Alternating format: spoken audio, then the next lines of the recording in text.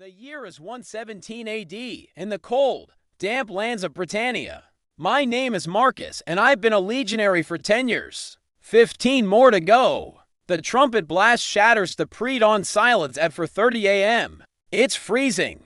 The kind of cold that seeps into your bones and stays there. Outside our leather tent, the air is thick with mist and the smell of wood smoke. No time to linger. We stumble out, pull on our tunics, and grab a piece of hardtack, our breakfast.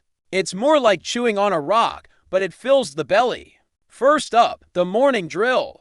The centurion, a man carved from granite and fury, is already barking orders. We fall into formation, our shields and gladius swords feeling heavy in the cold. For the next few hours, it's nothing but discipline and pain. We practice formations, the testudo, the wedge, the repulse charge.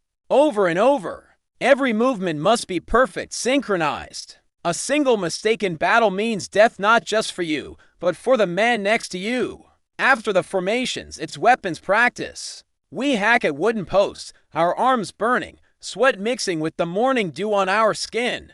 The centurion walks the lines, his vine staff a constant threat. A sloppy sword swing earns you a sharp crack across the back.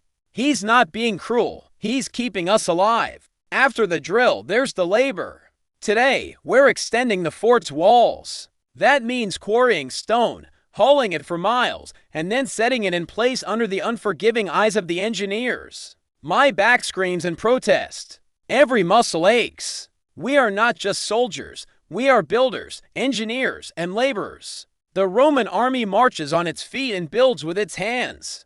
We dig ditches, build roads, construct bridges. This is how Rome tames the wilderness, not just with the sword, but with sweat and stone. It's grueling, monotonous work, broken only by a midday meal of pulse, a kind of porridge and some sour wine. It's bland, but it's fuel. As the sun begins to dip lower, a different kind of tension fills the air. Scouts have reported Pictish warriors sighted nearby. The usual camp noise quiets. Men sharpen their swords, check their armor, and mutter prayers to their gods. This is the worst part. Not the fighting, but the waiting. Your mind plays tricks on you. Every shadow seems to hold in. Enemy, every snap of a twig sounds like an approaching warrior. You think of home, a place that feels more like a dream than a memory. You think about the 25 years. The promise of a plot of land and a pension. That's the fire that keeps you going. That's what you cling to in this gnawing silence. The horns sound the alarm. It's real. There. Here. The quiet dread explodes into chaotic, adrenaline-fueled terror. We rush to the ramparts. The air fills with the guttural war cries of the Picts. They are a terrifying sight, painted blue, wild-haired, and screaming like banshees as they charge our walls. Orders are shouted. Form ranks. Hold the line. The first wave of arrows and javelins rains down on us. We raise our scutta, our large rectangular shields, interlocking them to form the testudo. The sound of projectiles thudding against the shields is like a hailstorm on a wooden roof. Then they hit the gates. The clash of metal on wood, the splintering, the shouting. We are ordered to sally forth. We form a wedge and charge out to meet them. The world shrinks to the few feet in front of me.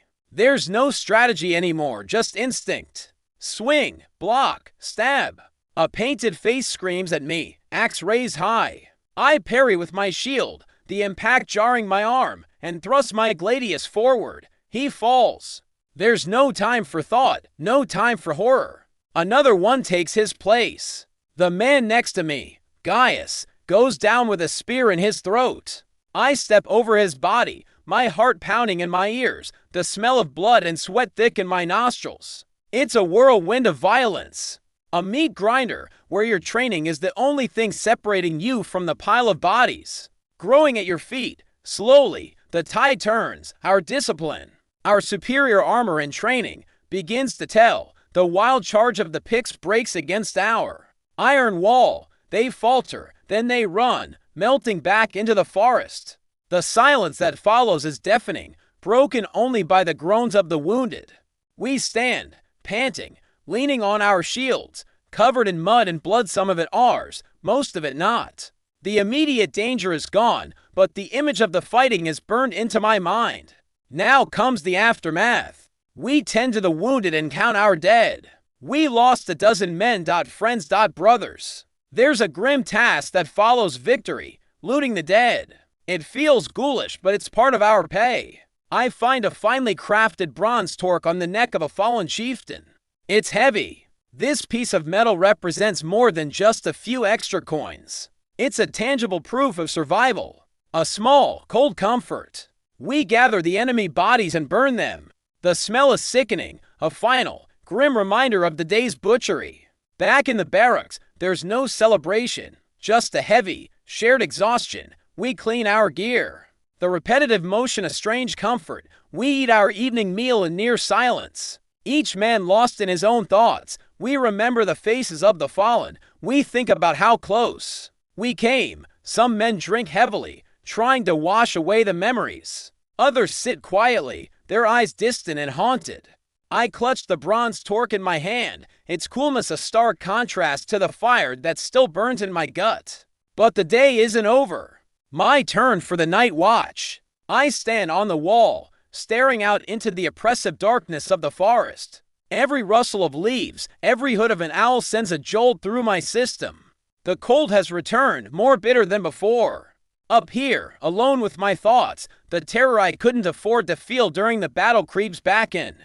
The faces of the men I killed, the face of Gaius as he fell. They flicker in the darkness. This is the true price of being a soldier.